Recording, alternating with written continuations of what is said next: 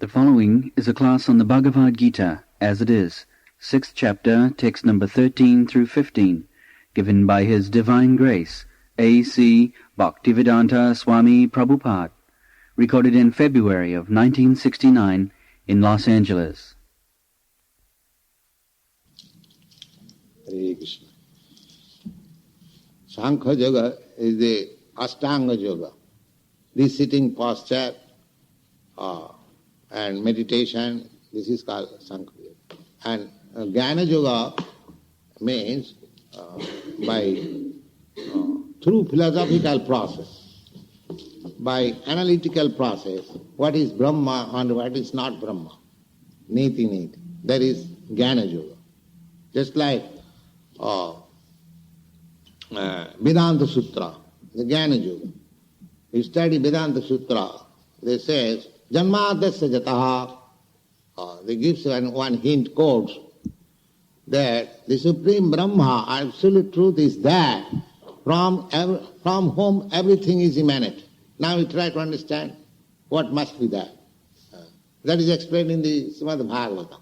What is nature of that absolute truth? The absolute truth, in the first verse of Srimad Bhagavatam, it is said, Janmadasya Jataha Annayat itaratascha artheshu avijñā sarat. Now, the absolute truth, if he is the supreme cause of all emanation, then what are the symptoms? The Bhagavad says that he must be a cognizant. He is not dead. He must be cognizant. And what kind of cognizance? Annayat itaratascha artheshu. Just like I am cognizant, you are also cognizant. But I do not know myself how many hairs are there in my body. I am claiming this is my head.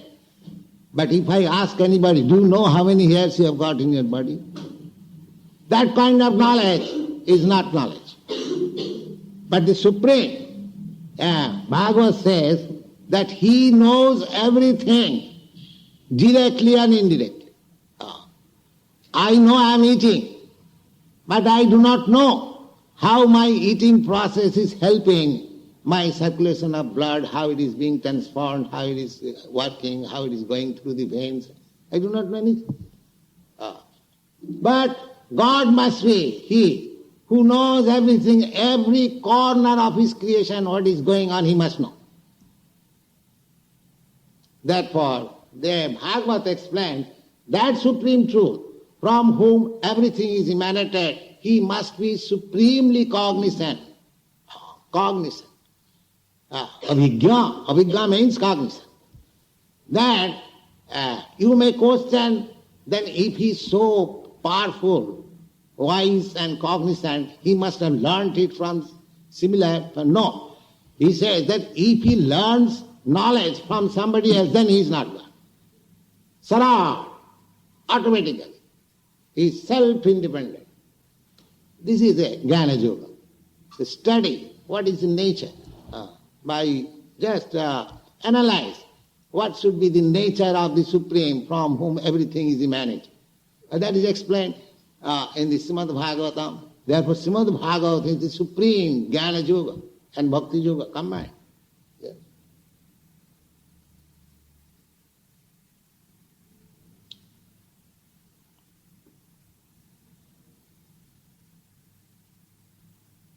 Jnana Yoga process means to search out the absolute truth or to understand the nature of the absolute truth by philosophical way. And this is called Dhyana Yoga. And our is Bhakti Yoga. Bhakti Yoga means the process is the same, target is the same. One is trying to reach the supreme ultimate goal by philosophical way. One is trying to concentrate his mind on the Supreme, and the other, the bhaktas, they are simply engaging themselves to serve the Supreme Lord, so He reveals. One process is to understand by the ascending process, and another process is the descending process. Just like in the darkness, if you try to understand what is sun, by ascending process, by flying your very powerful aeroplane or Sputnik, so just go round over the sky, you cannot see. But the descending process, when the sun rises, you understand, easy. Ascending process, my endeavor, what is called inductive process. Inductive process. Just like my father says, then man is mortal. I accept it. Now if you want to study whether man is mortal, you study, you see many thousands of men, whether he is immortal or mortal, that will take so much time. But if you take the knowledge from the superior authority that man is mortal, your knowledge is complete. So, athapite deva padam bujadaya prasada leshanugrhito evahi janati tattam bhagavan mahimna nachanna ekopi chirang vichinna. Therefore it is said, my dear Lord, a person who has received a little favor from you, he can understand you very quickly. And others who are trying to understand you by the ascending process, they may go on speculating for millions of years, they will never understand. They will never understand. They will come to the point of frustration and confusion. Oh, God is zero, that's all. Finish. You see?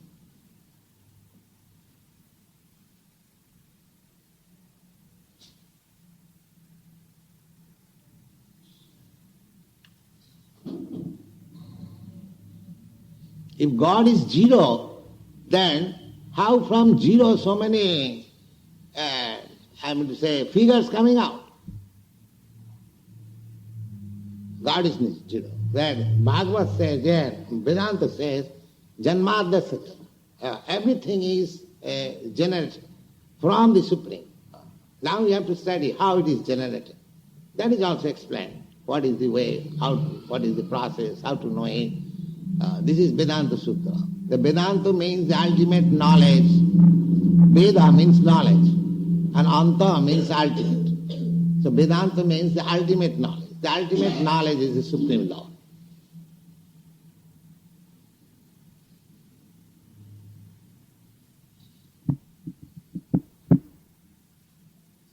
Yes? You said that Krishna has no limbs, no eyes, no form that we can comprehend. How then are we to understand the form of Krishna that's given to us in the pictures and the miracles? Yes, that I have explained. That you have to simply serve him, then he will reveal. You cannot understand Krishna by your ascending process. You have to serve Krishna and Krishna will reveal to you. That is stated in the Bhagavad Gita, I will find in the 10th chapter. Tesam ivanukampartham aham ajnanajang tamaha nashami atmabhavasta jnanadipena bhasa. Those who are always engaged in my service, just to show them a special favor. Tesam ivanukampartham aham ajnanajang tamaha nashami. I vanquish all kinds of darkness of ignorance by the light of knowledge. So Krishna is within you. And when you are sincerely searching after Krishna by the devotional process, as it is stated in the Bhagavad Gita, I will find in the 18th chapter, Bhaktya Mama Vijanat. One can understand me simply by this devotional process. Bhaktya. And what is bhakti? Bhakti is this, Savanam Kirtanam Vishnu, simply hearing and chanting about Vishnu. This is the beginning of bhakti. So if you simply hear, sincerely and submissively, then you will understand Krishna. Krishna will reveal to you. The Savanam Kirtanam Vishnu Smaranam Padasevanam Archanam Bandhanam Dasam. there are different 9 kinds of varieties. So, bandhanam, offering prayers, that is also bhakti. Savanam, to hear about it, just like we are hearing about Krishna from this Bhagavad Gita. Chanting about his glory, Hare Krishna. This is the beginning. Savanam Kirtana, Vishnu. Vishnu means this, everything is Vishnu. The meditation is Vishnu. The bhakti is Vishnu. Not without Vishnu. And Krishna is the original form of Vishnu. Krishna is Bhagavan Swayam, the original form of the Supreme Personality of God. So, if we follow this process, then we will be able to understand without any doubt. 13 and 14. One should hold one's body, neck, and head erect in a straight line, and stare steadily at the tip of the nose. Thus, with an unagitated, subdued mind, devoid of fear, completely free from sex love, one should meditate upon me within the heart and make me the ultimate goal of life. This is the process. First of all, you have to select a nice place, solitary place, and you have to execute alone. Not that you go to a yoga class and pay your fees and make some gymnastic and come back home and do all nonsense. You see? Don't be entrapped by all these ridiculous things. You see? Simply, with such society, I can declare, is the society of the cheaters and the cheated. You see? Here is the practice. Here you can see, and spoken by the Supreme Authority, Krishna. Is there any person better yogi than Krishna? Here is the authoritative statement that you have to practice like this. Now, one should hold one's body. First of all, you have to select your place, holy place, alone, and special seat. Then you have to sit straight like this. One should hold one's body, neck and head erect, a straight line. This is the yoga process.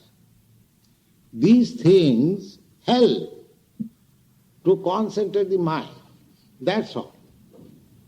But the real purpose of yoga is to keep Krishna always within yourself. Here it is stated that one should hold one's body, neck and head erect in a straight line and stare steadily at the tip of the nose. Now, here, you have to see. And if you close meditation, you sleep. I have seen so many so-called meditators, they're sleeping. I have seen it. You see? Because as soon as you close your eyes, it is natural that you feel sleepy. You see? Therefore, half closed. You have to see, that is the process. You have to see the tip of your nose, 2 eyes. Thus, with unagitated mind, this process will help your mind to be fixed up. Unagitated mind, subdued mind, devoid of fear. Yes, because you have to, generally the yogis, they used to practice in jungle.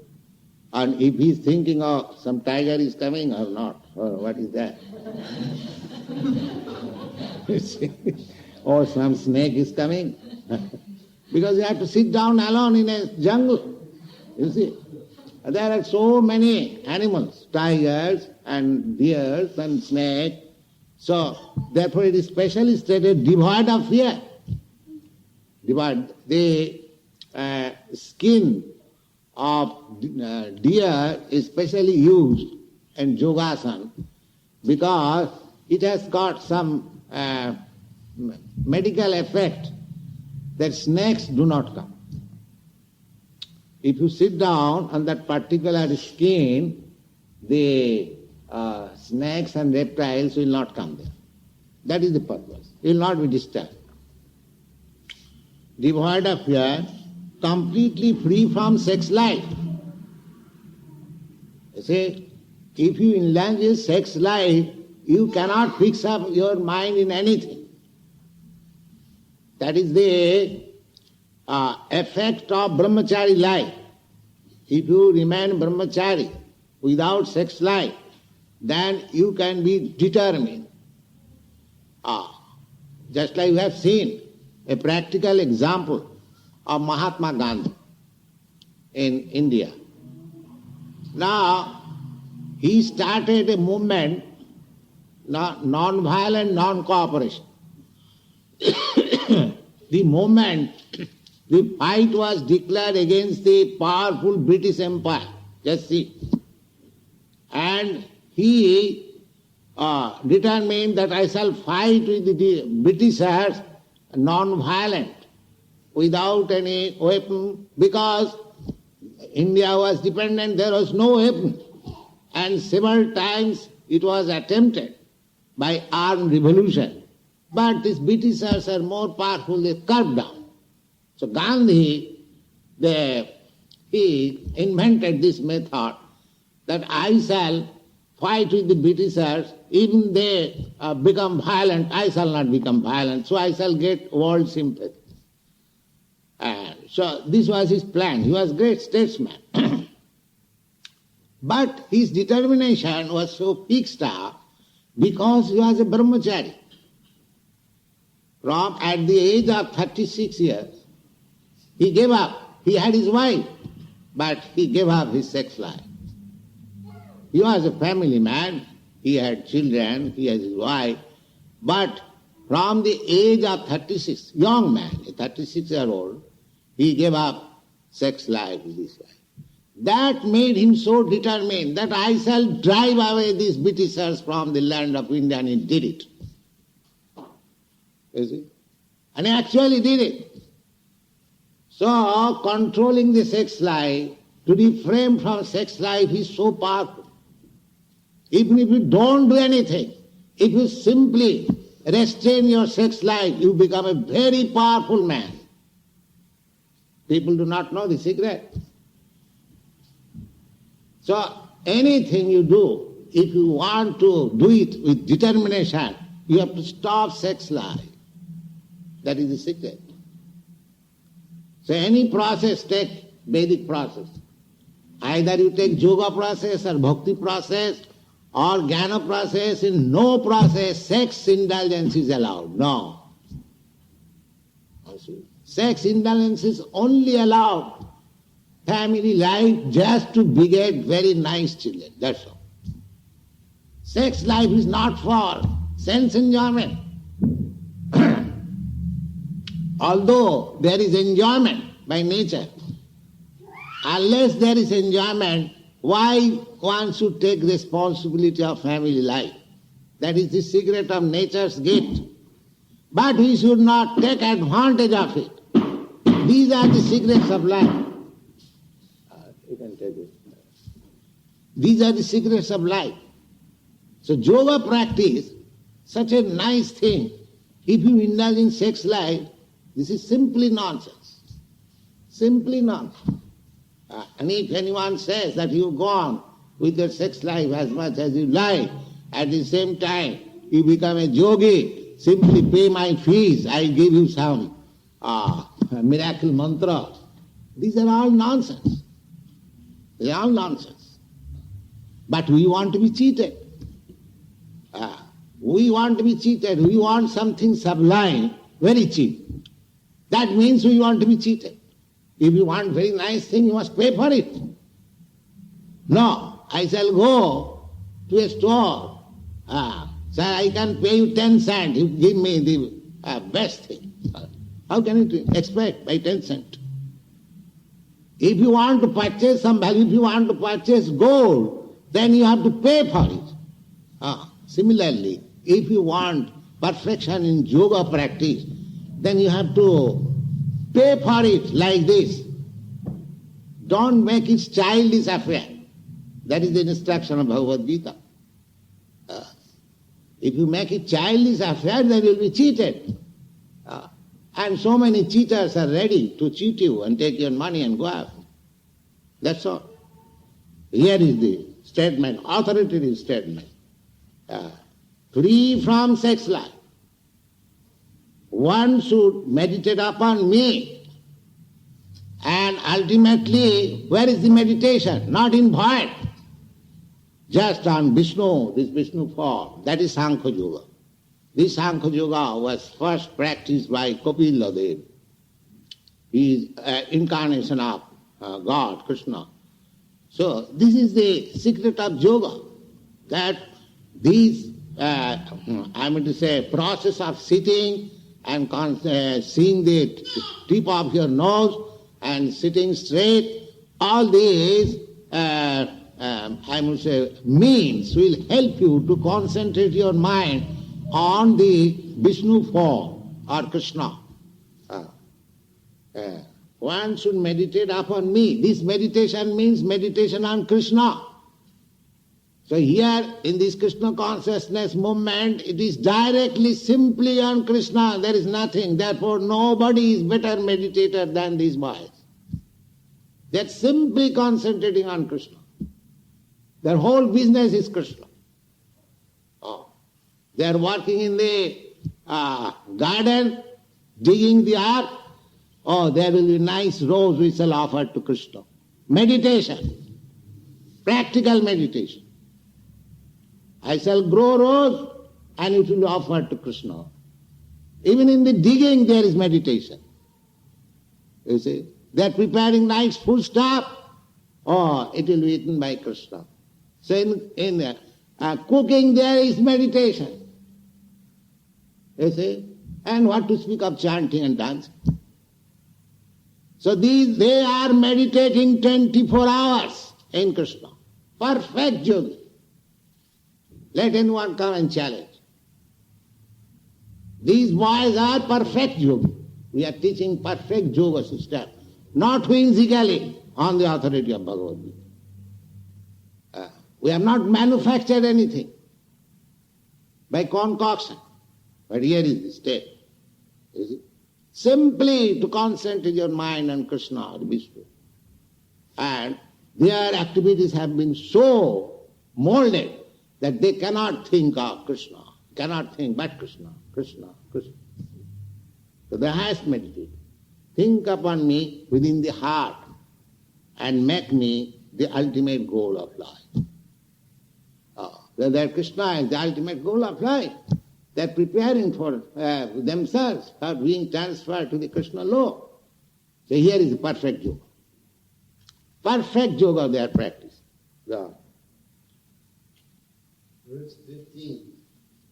By meditating in this manner, always controlling the body, mind, and activities, the mystic transcendentalist attains to peace, the supreme nirvana, which abides in me. Nirvana means, the actual word nirvana Sanskrit, nirvana means finish. Finish. That is called nirvana. That means materialistic activity is finished. No more. That is called nirvana. And unless you finish this nonsense activity, see, there is no question of peace. So long you are engaged in materialistic activities, there is no question of peace. Prahlad Maharaj said to his father, Tas sadhu manne suravajjadehinam sada samadhyam asad graha. His father asked him, my dear boy, you are being educated, a small boy, 5 years old, father is always affectionate. And he was asking, my dear boy, what you have learned, best thing till now? He immediately, yes, father, I shall tell you the best thing. What is that? He said, Tat sadhu manne suravajjadihina. My dear father, this is the best thing. For whom? Best thing for whom? He said, Tat sadhu manne sirabhajjati hinam sada samudvigna dhyam asadgrahat. These people, these materialistic people, who have accepted something non-permanent. Just try to understand each word. These materialistic people, they are hankering after capturing something non-permanent, that's all. You have seen, by experience, now that President Mr. Kennedy, he was a very rich man, he wanted to be president, and he spent money like anything. He became president, he had his nice family, wife, children, presidency, finished within a second. Similarly, everyone is trying in the material world to capture something which is non-permanent. But I am spirit, soul, permanent. So these rascals, they do not come to sense that I am permanent, why I am after non-permanent. If I am always busy for comforts of this body, but I know that this body today or tomorrow or 100 years after will be finished. And so far I am concerned, I am spirit, soul, I have no birth, I have no death. Then what is my function? It is the bodily function. So far I am doing these material activities. Therefore Prahlad Maharaj said, Asad Graha, just see how nice. They are anxious, they are full of anxieties because they have captured something non-permanent. Their whole activities are targeted to capture something non-permanent. Therefore they are always full of anxieties. Any person, any living entity, man, beast or animal or bird, always anxious. This is material disease. So, if you are always full of anxieties, where there is question of peace, I go in the street and say, beware of dog. They are living in a very nice house, but full of anxieties. Somebody may not come. Let there be dog. You see, beware of dog. No trespassers. That means, although living in a nice cottage, very nice, but full of anxieties. Full of anxieties. Sitting in an office, very nice, good salary, always thinking, I may not lose this office. You see?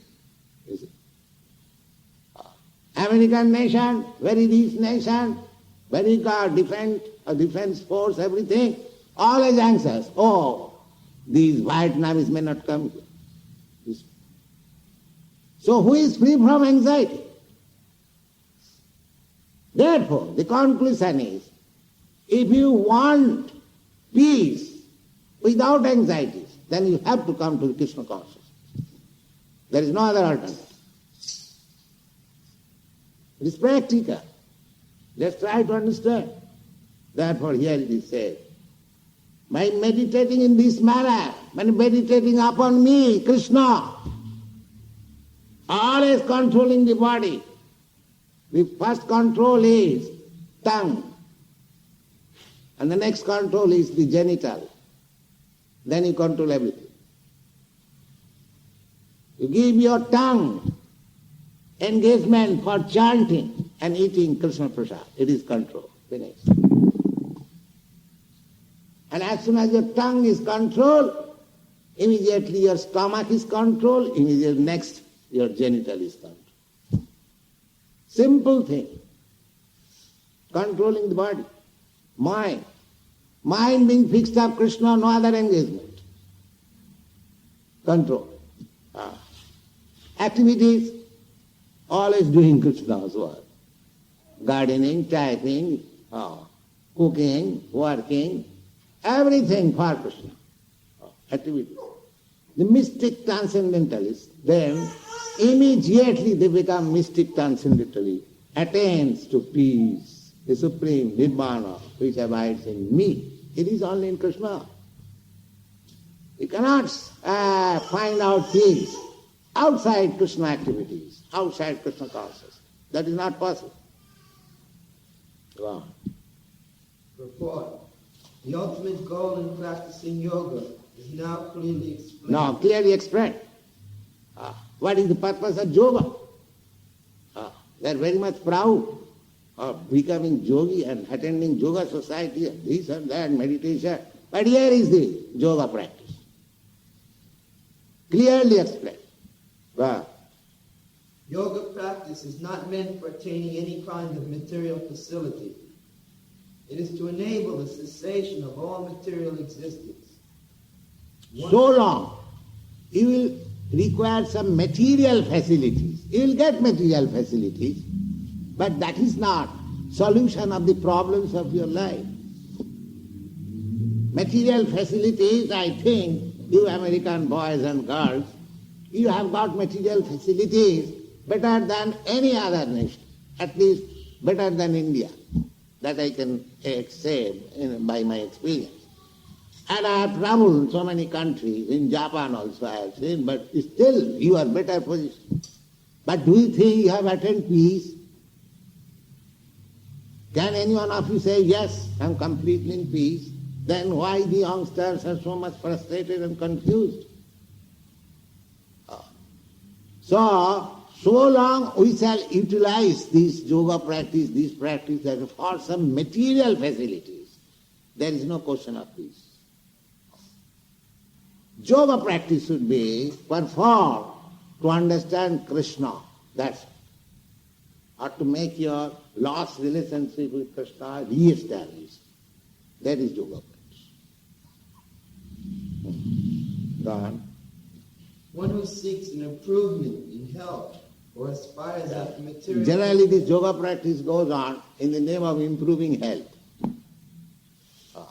Somebody goes to reduce fat. You see? Reduce fat because you are richness and you eat more and become fatty. And then again pay yoga practice fees and reduce your fat. That is going. I have seen some advertisement the other day. Reduce your... why you increase your fat? The nonsense they will not understand. If I have to reduce it, why I increase it? Why not be satisfied with simple food stuff? If you eat grains and vegetables and light food stuff, you'll never get fat. You see? You'll never get fat. Reduce eating as much as possible. Don't eat at night. Practice yoga like this. If you become voracious eater, there are two kinds of diseases. The voracious eaters, they are attacked with diabetes, and those who cannot eat sufficiently, they are liver diseases. So you cannot eat more or you cannot eat less. You just eat what you require. If you eat more, then you must be diseased. And if you eat less, you must be diseased. That will be explained. Yuktahara viharascha yoga bhavati siddhita. You are not to starve, but don't eat more. Our program, Krishna Prasadam, is that you eat Krishna Prasadam. Eating is required. You have to keep your body fit for any practice. So eating is required. But don't eat more. Don't eat less also. You don't say that you eat less. If you can eat 10 pounds, eat. But if you cannot eat 10 pounds out of avarice, out of this greediness, if you eat 10 pounds, then you will suffer. You see? So, here is the, what is that? No material facility. Gone. The Bhagavad cessation of material existence does not mean entering into an existence of void, which is only a myth. So, cessation of material existence does not mean void. Because I am not void. I am spirit soul.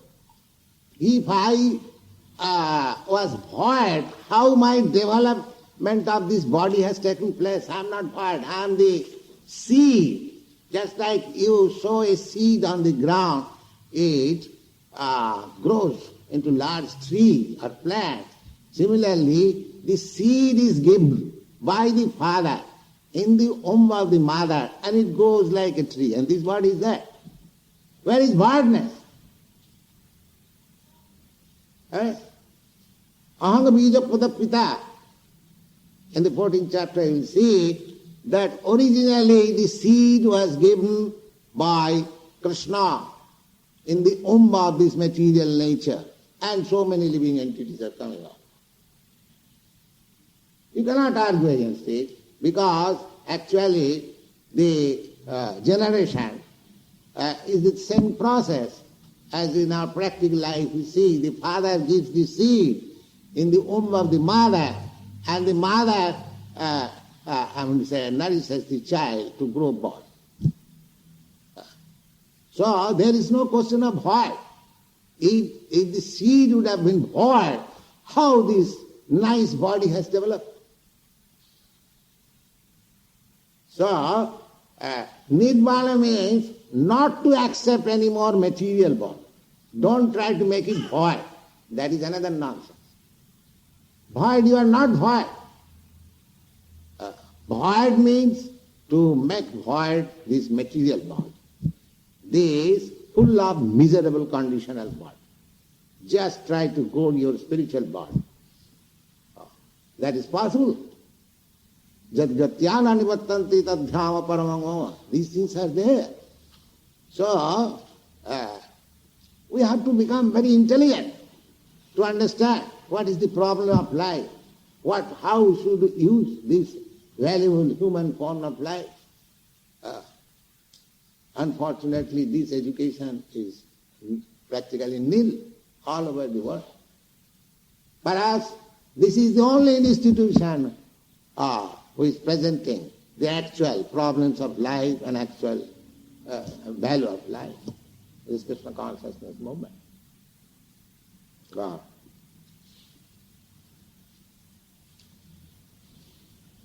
There is no void anywhere within the creation of the Lord. Rather, the cessation of material... Void, you see anywhere, even within the ground, within the earth, you will not see anything void. On the earth, there is no void. In the sky, there is no void. In the air, there is no void. In the water, there is no void. In the fire, there is no void. Then where do you find void? Where do you find void? This void philosophy is another illusion. There cannot be any void. God. Rather than cessation of material existence enables one to enter into the spiritual sky, the abode of the Lord. The abode of the Lord is also clearly described in the Bhagavad Gita as that place where there is no need of sun or moon, nor of electricity. Now, you'll find in the Bhagavad Gita, we have already, I think in the second chapter there is, anyway, that it is said that na tatra bhashate surja na thasanka na pavaka jadgatyana nivattanti tadhyama paramang mama. Now Krishna described my abode, how it is. Now, that in that sky where my abode is there is no necessity of sunlight, there is no necessity of moonlight, there is no necessity of electricity. Now you cannot find such abode within this universe. You travel with your Sputnik or any machine, you find out some place where there is no sunlight, there is no moonlight. The sunlight is so extensive all over the universe. Where will you find that place? That means that place is beyond the sky. That is also stated. Parastasvatu bhava anya bhaktya bhaktya sanatana. Beyond this material nature, there is another spiritual nature. So we do not know what is the formation of this material nature and what to know about the spiritual nature. Then you have to hear from Krishna, he lives there. Otherwise you remain nonsense all your life. Here is the information. How can you know which you cannot reach, cannot know, your senses are so imperfect? How can you know? Simply you have to hear. Just like you have to hear about your father from the mother, there is no other way. The father certifies, mother certifies, here is your father, you have to accept. You cannot make any experiment beyond your means. Similarly, if you want to learn about the spiritual sky and God's kingdom, then you have simply hear from the authority. There is no question of experimental knowledge. Simply hear. So, hearing means just like you have to believe some gentleman as your father, hearing from the authority of your mother. Simply from the Vedic literature, which is accepted as the mother, authority of mother, knowledge. Mother authority. Vedamata, it is called Vedamata. Veda means knowledge, and it is received from the mother. So, Vedamata, the knowledge mother, you have to know what is Krishna. And here Krishna is personally explaining. So you have to believe it. Then you get the knowledge. Otherwise there is no possibility. You cannot make any experiment. Then you will fail. So,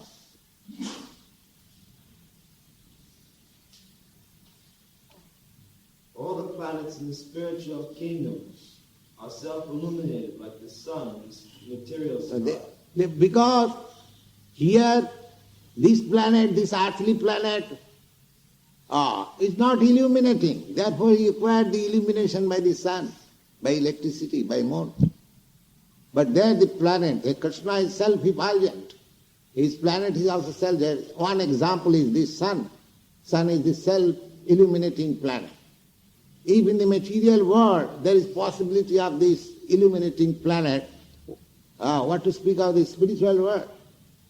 All the planets they are illuminating. Self-illuminated. Just like jewel. Jewel, a diamond, a piece of diamond, you put it in the darkness, it is self-illuminated.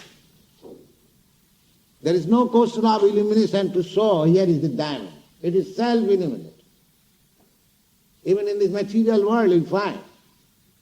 So, that planet, Krishna planet, Goloka Vrindavan, that is self-illuminated. We have given that picture in our Srimad Bhagavad.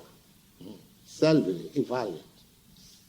There are many millions of planets in that spiritual sky. Wow.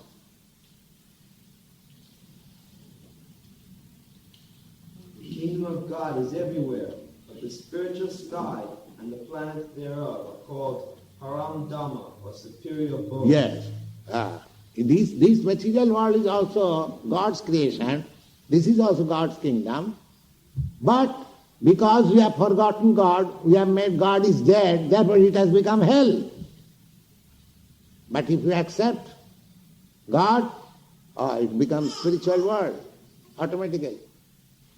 Therefore this temple is spiritual world. It is not material world. It is above the material world. A consummate yogi who is perfect in understanding Lord Krishna, as is clearly stated herein by the Lord himself, can attain real peace and can ultimately reach a supreme abode, the Krishna Loka known as Goloka Vrindavan. In the Brahma Samhita it is clearly stated that the Lord, although he resides always in his abode called Goloka, is the all-pervading Brahman and the localized Paramatma as well. Yes. If you think that if Krishna is in his abode, Goloka Vrindavan,